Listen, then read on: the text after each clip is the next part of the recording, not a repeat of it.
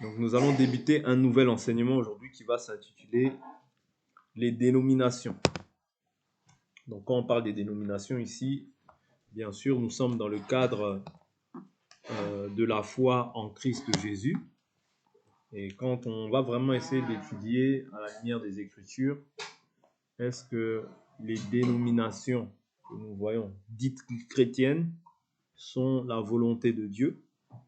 Oui, parce que je dis bien dites chrétiennes. Pourquoi? Parce que normalement, en Christ Jésus, un enfant de Dieu ne doit pas, en fait, attacher sa foi ou lier à sa foi à une dénomination quelconque. Parce que ce n'est pas l'ordre de mission que Jésus nous a recommandé étant des enfants de Dieu. Voilà pourquoi nous allons prendre la peine de pouvoir étudier cela et voir aussi ce que les apôtres, ce que Christ nous a dit concernant, en fait, les dénominations dites chrétiennes. Vous voyez? Donc, sans plus tarder, on va essayer de prendre nos Bibles. Et comme à la coutume, j'aime bien faire en sorte de comprendre aussi le terme. Donc, par dénomination, nous entendons l'action d'attribuer un nom à une personne ou à une chose. Je répète, par dénomination, nous entendons l'action d'attribuer un nom à une personne ou une chose. Ici, comme je l'ai dit, notre thème, c'est sur les dénominations dites chrétiennes. Nous allons voir, en fait, qu'est-ce que Jésus nous a laissé. Qu'est-ce que Jésus nous a dit concernant, en fait, ce qu'il appelle l'Église. Pour cela, nous allons prendre le livre de Matthieu, au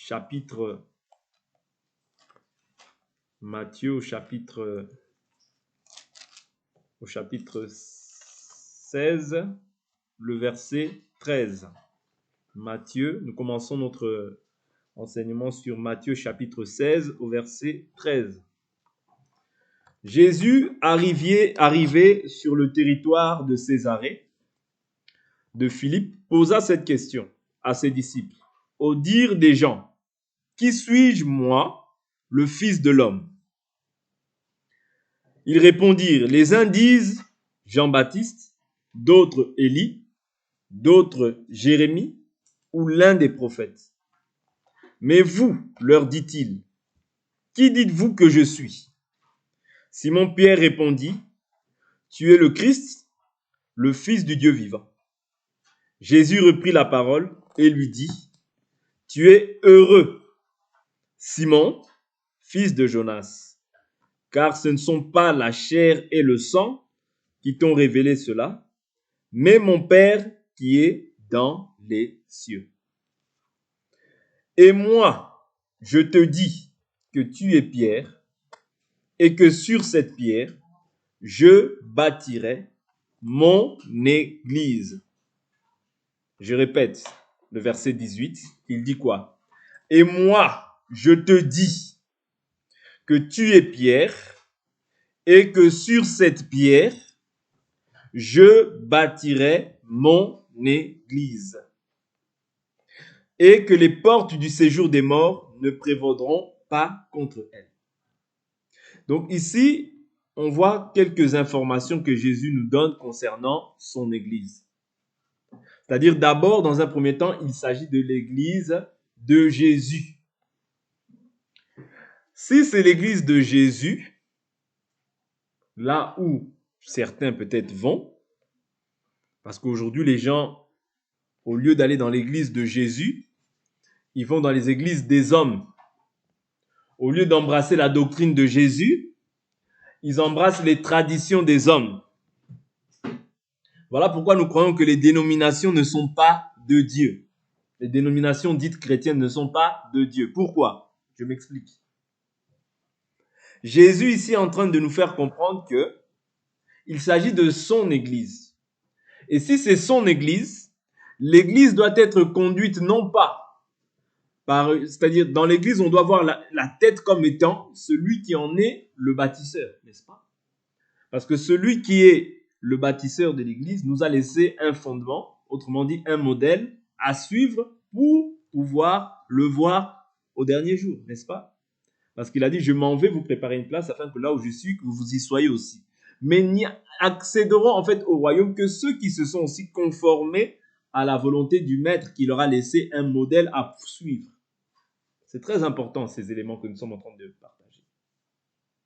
C'est là qu'on pourra comprendre en fait qu'est-ce que l'église de Dieu et qu'est-ce que l'église paganisée. Oui.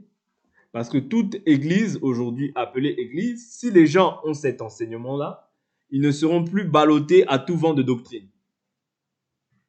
Ils sauront distinguer ce qui est de Dieu et ce qui est de l'adversaire. Parce que tout ce qu'on ajoute vient du malin. Voilà pourquoi dans cette doctrine que nous avons crue, nous ne pouvons ni ajouter et nous ne pouvons ni retrancher. Si nous ajoutons, nous perdons l'héritage. Si nous retranchons, nous perdons aussi notre part de l'arbre de vie. D'où l'importance, comme je le dis souvent, de demeurer parce que notre foi, elle est christocentrée, c'est-à-dire elle est centrée sur Christ. Vous comprenez?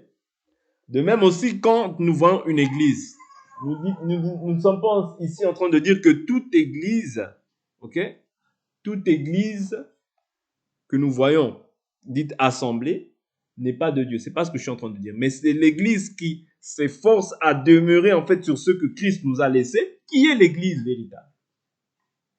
Elle peut être dans une maison, elle peut être dans un lieu de culte appelé bâtiment, peu importe, parce que la maison aussi c'est un bâtiment, si on peut le dire ainsi aussi. Ce n'est pas tant la forme qui dérange, mais c'est la manière de célébrer le culte. Oui. Parce que si nous voulons que Christ soit avec nous dans ce que nous faisons, il faut au préalable que le fondement soit respecté. C'est-à-dire que ce soit l'église de Jésus et non pas l'église d'un homme. C'est-à-dire qu'on ne fasse pas ressortir la face d'un homme, mais qu'on fasse ressortir la face de Jésus. Et que tous nous soyons soumis à Jésus.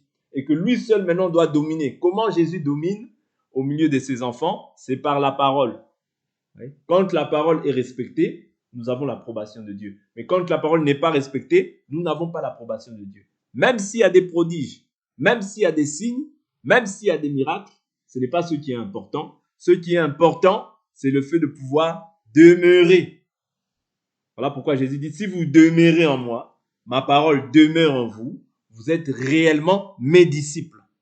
Vous connaîtrez la vérité et la vérité vous rendra libre. Ça veut dire qu'aucune personne ne peut être libre tant qu'il n'a pas encore connu la vérité.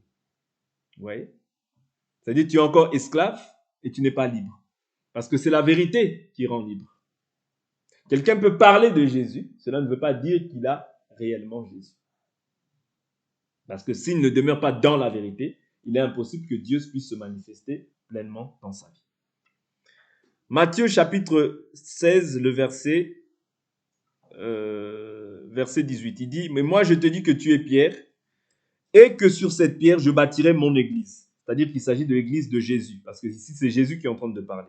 C'est-à-dire toute église qui n'est pas bâtie sur le fondement que Jésus a laissé, mais n'allons pas plus loin. C'est une église des hommes et non pas une église de Dieu. Oui. Et que les portes du séjour des morts ne prévaudront pas contre elle. Ah, la véritable église qui est fondée sur Christ, les portes du séjour des morts ne peuvent pas prévaloir contre elle. Pourquoi? La mortalité ne peut pas arriver comme ça. Non, facilement comme ça. Non. Pourquoi? Parce que c'est une église qui a reçu la vie. C'est une église qui a reçu la vie. C'est-à-dire quand la vie entre, quand la vie est manifestée, la mort ne peut pas se manifester. Et même si je meurs quant à la chair, en réalité, je vais dans le repos. Vous comprenez? Je vais me reposer. Okay? Mais je ne mourrai plus. Pourquoi? Parce que j'ai reçu en moi l'immortalité. C'est-à-dire quand j'ai reçu la vie éternelle, je sais maintenant que je vivrai éternellement avec Dieu. Okay? Les portes du séjour des morts ne prévaudront pas contre la véritable église, pas contre les fausses. Voilà pourquoi tu peux voir dans certaines églises dénominationnelles, vous voyez, la mort frappée à tout va. Pourquoi? Parce que ce n'est pas l'église de Jésus. Parce que quand c'est la véritable église de Jésus, les portes du séjour des morts ne peuvent pas prévaloir contre cette église. C'est très important. Il dit, je te donnerai les clés du royaume des cieux. Ce que tu liras sur la terre sera lié dans les cieux. Et ce que tu délieras sur la terre sera délié dans les cieux. Ici, il nous parle de clés. Qu'est-ce que c'est que la clé, bibliquement parlant? Je prends une écriture. Je prends une écriture.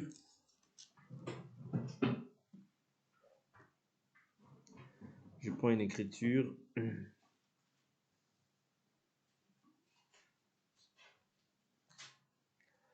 Je suis dans Matthieu.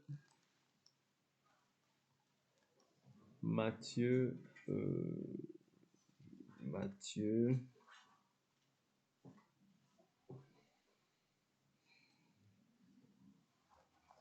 Matthieu, chapitre 23, je crois.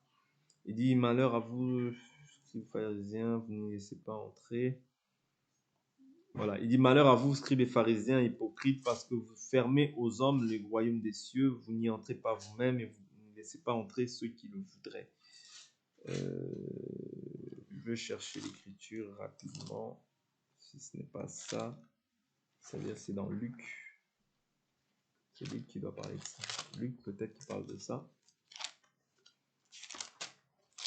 Luc qui parle de ça. Parce que quand on parle des clés, on parle de la connaissance. Matthieu 14.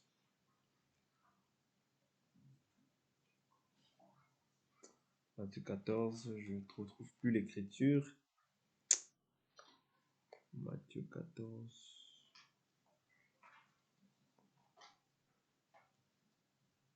Bon, si je la retrouve par la suite, je le donnerai. Je ne veux pas m'attarder seulement sur ça. Donc, si je la retrouve, je la donnerai. Mais l'écriture nous dit que vous, les pharisiens, vous avez... Quand on parle de clés, on parle ici en réalité de connaissance. Vous voyez, les clés de la connaissance. Je crois que c'est dans Luc, si je ne m'abuse. Ça doit être dans Luc. Je regarde rapidement dans Luc. C'est pas dans Luc, on avance. Et puis on reviendra par la suite, peut-être même demain, apporter l'écriture pour la gloire de Dieu.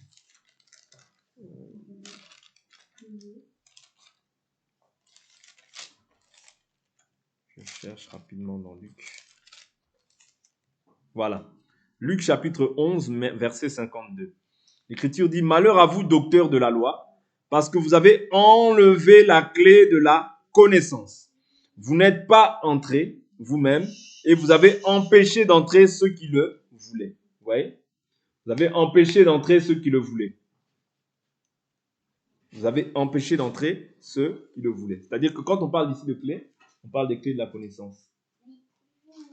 Ouais. Donc, il est très important de comprendre que la clé ici, en fait, que Jésus donne à Pierre, c'est la clé, en fait, pour le royaume. Ouais. Pour accéder au royaume. C'est-à-dire que c'était lui qui allait prêcher, en fait, premièrement, vous voyez, aux Israélites éparpillés partout sur la terre. Dans le livre de Actes, nous voyons cela. La connaissance du salut. Pour que les gens puissent accéder, en fait, à la connaissance et, par la connaissance, obtenir et bénéficier le salut. Je suis dans Actes chapitre 2, au jour de la Pentecôte, lorsqu'il a prêché, il y a eu plusieurs âmes qui se sont repenties ce jour-là. Vous voyez, il y a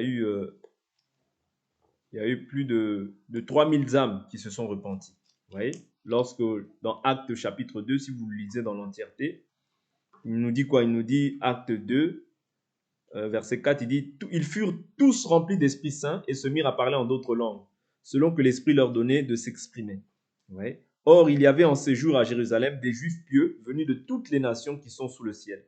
Au bruit qui se produisit, la multitude accourut et fut bouleversée, parce que chacun les entendait parler dans sa propre langue.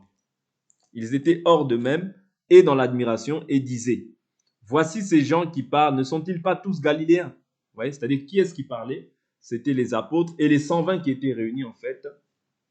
C'était les apôtres qui avaient été baptisés et qui parlaient.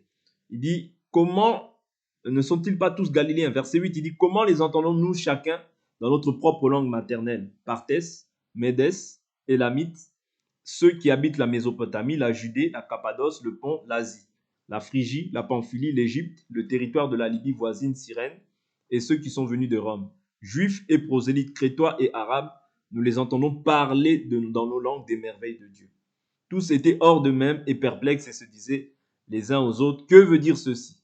Mais d'autres se moquaient et disaient, ils sont pleins de vin doux. Vous voyez? Donc ici, on voit en fait que les apôtres ont été baptisés du Saint-Esprit et ils se mirent à parler en d'autres langues et que tous les Juifs pieux étaient venus en ce jour-là à Jérusalem pour pouvoir adorer. Parce que c'était à Jérusalem que Dieu avait placé son nom pour que nous puissions l'adorer. Vous voyez? Là, l'Église était en projet, mais l'Église n'était pas encore l'Église n'était pas encore née, si on peut dire cela ainsi. Ouais. Bon, l'Église était née parce qu'au jour de la Pentecôte, elle est née.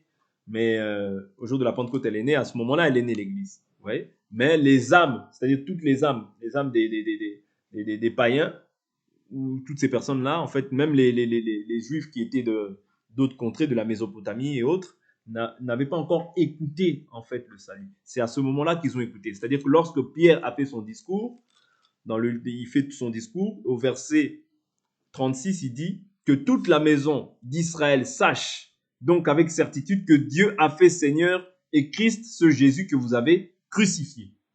Après avoir entendu cela, ils eurent le cœur vivement touché.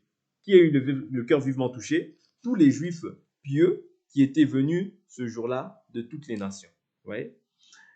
Ils eurent le cœur vivement touché et ils dirent à Pierre et aux autres apôtres, frères, que ferons-nous? Ouais, ils dirent à Pierre et aux autres apôtres qui étaient là. Pierre leur dit, repentez-vous et que chacun de vous soit baptisé au nom de Jésus-Christ. Pourquoi? Pour le pardon de vos péchés. Et vous recevrez le don du Saint-Esprit. Ouais. Car la promesse est pour vous, pour vos enfants et pour tous ceux qui sont au loin, en aussi grand nombre que le Seigneur notre Dieu les appellera. Donc c'est qui appelle? C'est Dieu. Vous comprenez? Je peux prêcher à une personne, je peux parler de Dieu à une personne, c'est pas mes paroles qui vont le convaincre, mais c'est la parole de Dieu qui est en moi qui va finir par le convaincre. Et s'il est de Dieu, cette personne-là écoutera et se laissera persuader et convaincre par cette parole. Mais si cette personne, Dieu ne l'a pas appelée, même si je fais beaucoup d'efforts, ce n'est pas les efforts que je vais faire qui vont faire en sorte que cette personne puisse se convertir, mais c'est le fait qu'il soit choisi de Dieu. S'il est choisi de Dieu, au temps convenable, il viendra à Dieu. Oui. Parce que la Bible nous dit que ceux qu'il a connus d'avance, il les a prédestinés à être semblables à l'image de son Fils. Ceux qu'il a prédestinés, il les a appelés. Ceux qu'il a appelés, il les a justifiés. Ceux qu'il a justifiés, il les a sanctifiés. Ceux qu'il a sanctifiés, il les a glorifiés. On partagera sur ça aussi un jour. Vous comprenez? C'est-à-dire c'est Dieu qui fait son appel depuis l'éternité. Parce que Dieu nous a connus d'avance. Quand il t'appelle dans le temps, il t'appelle pour que tu puisses repartir en fait. C'est-à-dire c'est-à-dire que tu puisses maintenant réintégrer en fait ta position d'avant. C'est-à-dire parce que quand nous venons en Jésus, c'est quelle position que nous reprenons? Dieu nous voit maintenant sans péché. Or, qui était sans péché? Bien sûr Jésus, mais avant Jésus, qui était sans péché? C'était Adam. Parce que Adam, quand il a été créé dans la gloire. Il était sans péché. Vous comprenez? Mais dès lors où le péché s'est manifesté, dès lors où la loi s'est manifestée, le péché a pris vie. Vous voyez? Mais quand Adam a été créé, c'est-à-dire que quand nous aujourd'hui, nous venons à Jésus, nous sommes semblables aussi à l'image du premier Adam qui était sans péché. Vous voyez? Adam était sans péché. Okay? C'est-à-dire nous revenons à la position initiale. C'est-à-dire les choses que nous avions perdues. Parce que Adam, Dieu lui avait dit, gouvernez, dirige la terre, assujettissez-la. Ouais. Dieu lui avait donné ces commandements-là, avant la chute. Ouais. C'est-à-dire qu'avant qu'il puisse tomber, Dieu lui avait dit d'assujettir, de dominer, voilà. C'est-à-dire nous reprenons maintenant cette position, cette autorité-là, lorsque nous venons maintenant en Christ. Par là, je veux dire quoi? Je veux dire que pour qu'une église soit appelée église, il faut que ce modèle-là soit respecté. C'est-à-dire, on ne peut pas réformer ce modèle, non. La base solide de Dieu subsiste scellée. Le Seigneur sait ce qui lui appartient. Ouais, c'est-à-dire qu'on ne peut pas renverser, en fait, la foi d'un enfant de Dieu. La foi d'un enfant de Dieu, elle doit être basée sur ce qui est écrit et non pas sur les pensées des individus. C'est très important. Parce que si nous ne marchons pas selon ce modèle-là, nous allons marcher selon la tradition des hommes. Et nous allons rentrer dans la volonté des hommes et non pas dans la volonté de Dieu. C'est très important. Si vous comprenez ça, vous comprendrez pourquoi en fait les dénominations en fait ne sont pas de Dieu. Parce que les dénominations, qu'est-ce qu'ils font? Déjà, Jésus a dit « mon Église ». La dénomination, qu'est-ce qu'elle fait? Elle vient apporter déjà un nom. Or, quand on donne un nom, on est aussi l'autorité en fait de cette chose. Est-ce que vous comprenez? Je prends un exemple.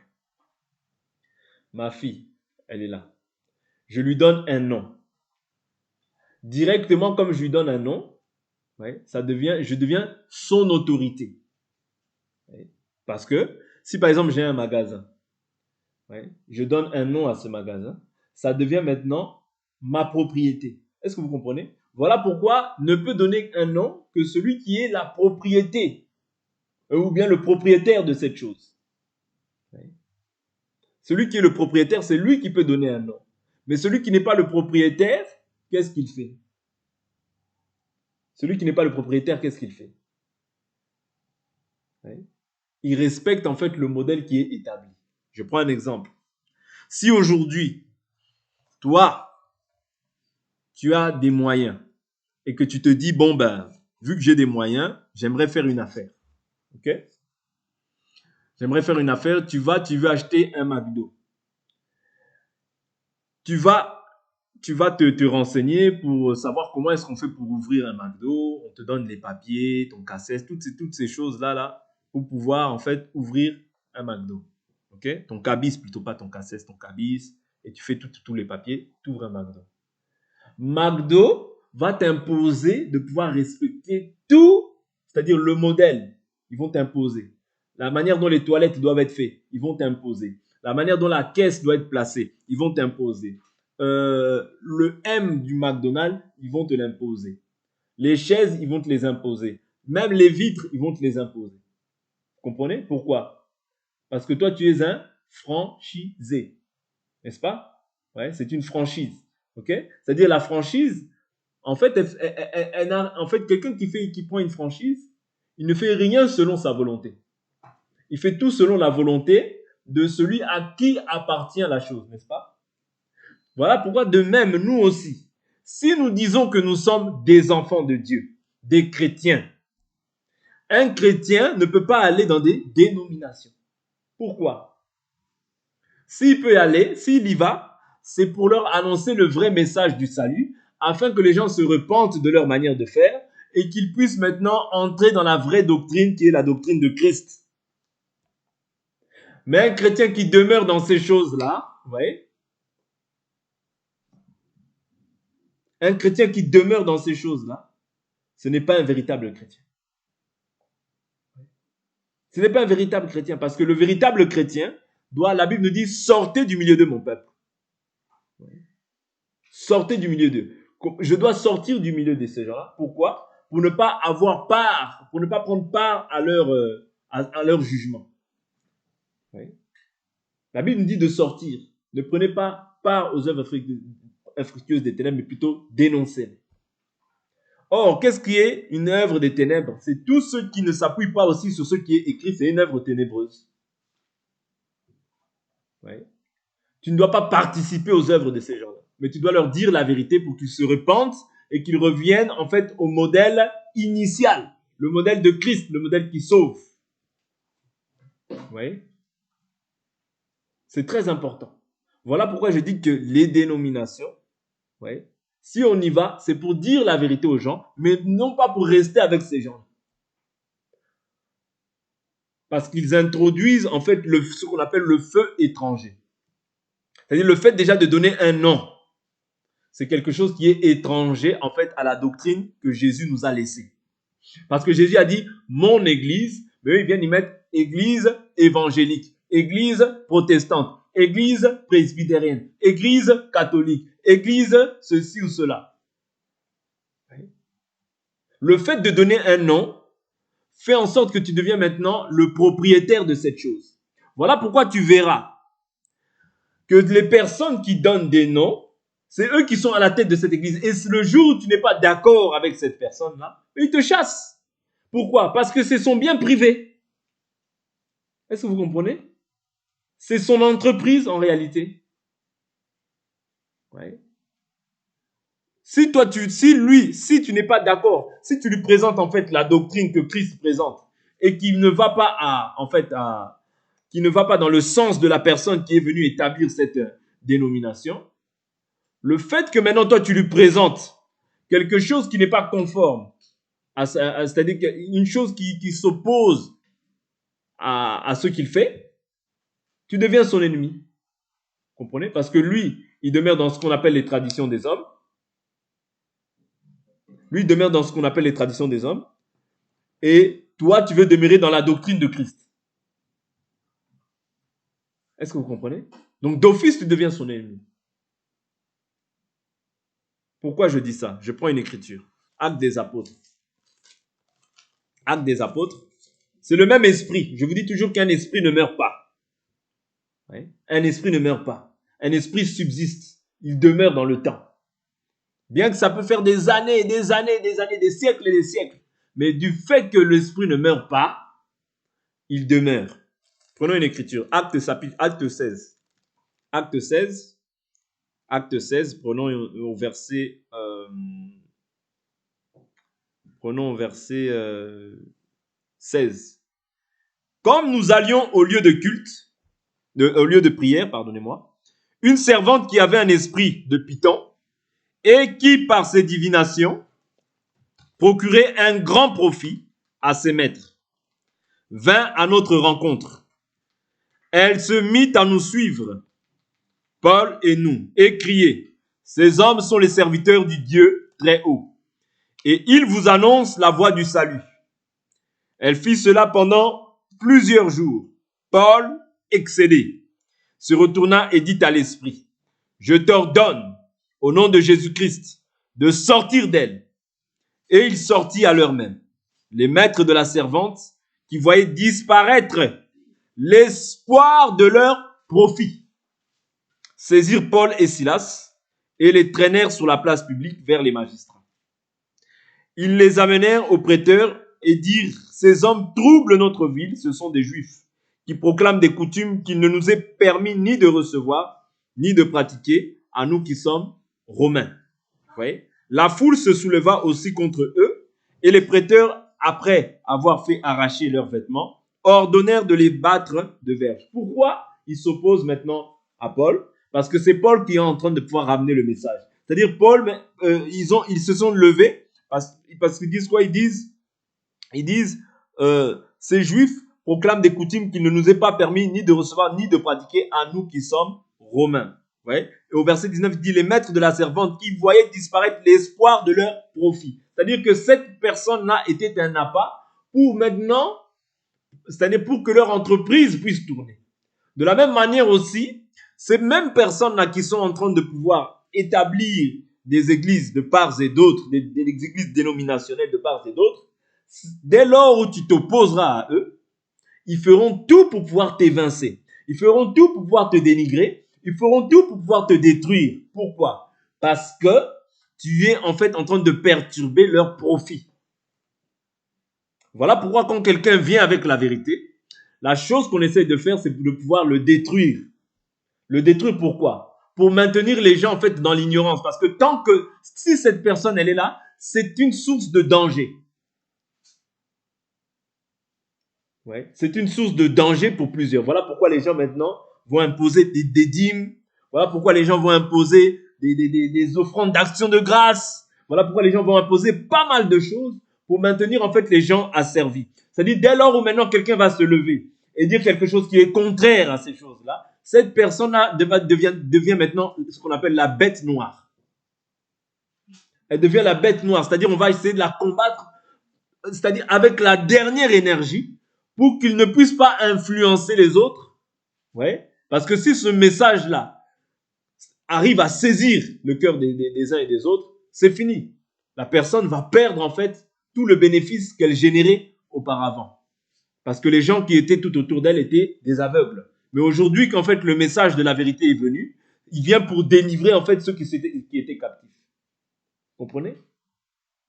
Voilà pourquoi quand tu es détenteur de la vérité, tu es une personne à abattre par ceux qui sont en train de pouvoir établir ces dénominations-là, parce qu'ils sont en fait comme des chefs d'entreprise qui dirigent en fait des personnes pour les maintenir en fait dans un aveuglement spirituel de manière indéfinie. Qu'est-ce qui s'est passé par la suite? Paul a été mis en prison. Verset 23, il dit, après les avoir roués de coups, ils les jetèrent en prison, en recommandant au geôlier de les tenir sous bonne garde. Celui-ci qui avait reçu cette recommandation les jeta dans la prison intérieure et leur mit les ceps aux pieds. Vers le milieu de la nuit, Paul et Silas priaient et chantaient les louanges de Dieu, et les prisonniers écoutaient. Tout à coup, il se produisit un grand tremblement de terre, au point que les fondements de la prison furent ébranlés. Au même instant, toutes les portes s'ouvrirent et les chaînes de tous les prisonniers se détachèrent. Le geôlier se réveilla et lorsqu'il vit les portes de la prison ouvertes, il tira son épée et il allait se tuer, pensant que les prisonniers s'étaient enfuis. Vous voyez? Donc après, Paul lui a dit de ne pas crier. Je saute. Je vais au verset 35. Quand il fit jour, les prêteurs envoyèrent les licteurs pour dire au geôlier, relâche ces hommes. Le geôlier rapporta ces paroles à Paul. Les prêteurs ont envoyé dire de vous relâcher. Maintenant donc sortez et allez en paix. Je vais sauter encore. Je vais aller prendre une autre écriture qui va nous aider. On va s'arrêter là après. Je suis dans Actes chapitre 19. Je prends le verset 23. C'est toujours dans le même esprit. Il dit, à ce moment-là, survinrent des troubles assez graves au sujet de la voix du Seigneur. Un orfèvre du nom de Démétrius fabriquait des temples d'Artémis en argent et procurait aux artisans un profit considérable. Vous comprenez? C'est toujours le même esprit. C'est-à-dire essayer de maintenir les gens dans l'ignorance pour pouvoir dominer sur eux. C'est ça aussi l'esprit de la dénomination. C'est-à-dire ramener des systèmes, ramener la Noël, ramener la fête du jour de l'an, ramener plein de distractions dans ces choses, ramener en fait beaucoup de choses qui n'ont rien à voir avec la foi, mais pour maintenir les gens dans l'ignorance. C'est ça le rôle de la dénomination. Te maintenir 10 ans, 15 ans, 20 ans, mais captifs. Captifs de leur système, captifs des pensées humaines, des traditions des hommes, sans connaître la vérité. Il dit quoi? Un orfèvre du nom de Démétrius fabriquait des temples d'Artémis, verset 24, en argent et procurait aux artisans un profit considérable. Parce que sachez que ces gens-là aussi, ce sont des commerçants spirituels. Il les rassembla avec ceux du même métier et dit, vous tous, vous savez que notre bien-aimé, notre bien-être dépend de cette industrie. Et vous voyez et entendez que non seulement à Éphèse, mais dans presque toute l'Asie, ce Paul, vous voyez, c'était toujours Paul, ce Paul a persuadé et détourné une assez grande foule en disant que les dieux faits par la main des hommes ne sont pas des dieux. Cela risque non seulement de jeter le discrédit sur notre profession, et secondement, il dit quoi? Mais encore de réduire à rien le temple de la grande déesse Artémis, et même de dépouiller de son prestige celle à qui toute l'Asie et le monde entier rendent un culte. Oui. À ces paroles, remplies de fureur, ils se mirent à crier, grande est l'Artémis des Éphésiens. Toute la ville fut dans la confusion. Ils se précipitèrent d'un commun accord au théâtre et entraînèrent avec eux les Macédoniens, Gaius et Aristarque, compagnons de voyage de Paul. Vous voyez? C'est-à-dire, ici, je prends cette écriture simplement pour nous faire comprendre que les religions ou bien les dénominations dites chrétiennes ou dénominations religieuses marchent avec le même esprit. C'est-à-dire le même esprit de commerce. Ce n'est pas étonnant parce que Satan aussi, il a été précipité à cause de la grandeur de son commerce. Ce n'est pas étonnant que ses enfants aussi, les fils du diable, qui se sont introduits dans la bergerie comme étant des véritables serviteurs de Dieu, et eux aussi aient quelque chose en fait de leur père. Parce que tout arbre doit produire son fruit. Mais la Bible nous dit le bon arbre ne peut pas produire de mauvais fruits. Oui. Mais le mauvais arbre ne peut que produire aussi sa nature, ne peut que faire ressortir sa nature. Les serviteurs du ventre, ils marchent par leur ventre. Oui. Chercher à maintenir en fait la vérité captive. Mais la Bible nous dit que la colère de Dieu se révèle contre toute impiété, qu'il garde la vérité captive, injustement captive. Oui. C'est-à-dire que ceux qui doivent faire réellement, plusieurs savent la vérité, mais ils maintiennent la vérité captive. Et ainsi, ils maintiennent aussi les âmes mal affermées aussi dans la captivité d'un système religieux plutôt que de leur présenter la vérité. Parce que c'est la vérité qui délivre. C'est la vérité qui affranchit. Mais sans la vérité, tu ne seras jamais affranchi. Vous comprenez? C'est tout un système qu'ils établissent pour pouvoir maintenant éloigner, égarer les gens de la vérité. Parce que la Bible dit, ils sont égarés eux-mêmes et ils égarent aussi les autres. Voilà pourquoi nous qui avons cru, nous devons en fait nous efforcer à regarder le modèle. Parce que c'est le modèle qui nous bénit. C'est le modèle qui nous sauve. C'est le modèle qui nous accorde la paix avec Dieu. Et c'est le modèle qui fait que nous verrons Dieu au dernier jour. Si le modèle n'est pas respecté, tout ce que nous faisons, ça reste aussi des traditions d'hommes. Parce que vous pouvez même être dans une maison, même être dans une église, c'est la même chose si vous ne vous efforcez pas à respecter le modèle. Pour aujourd'hui, on va s'arrêter là. On continuera demain par la grâce du Seigneur et on va prier.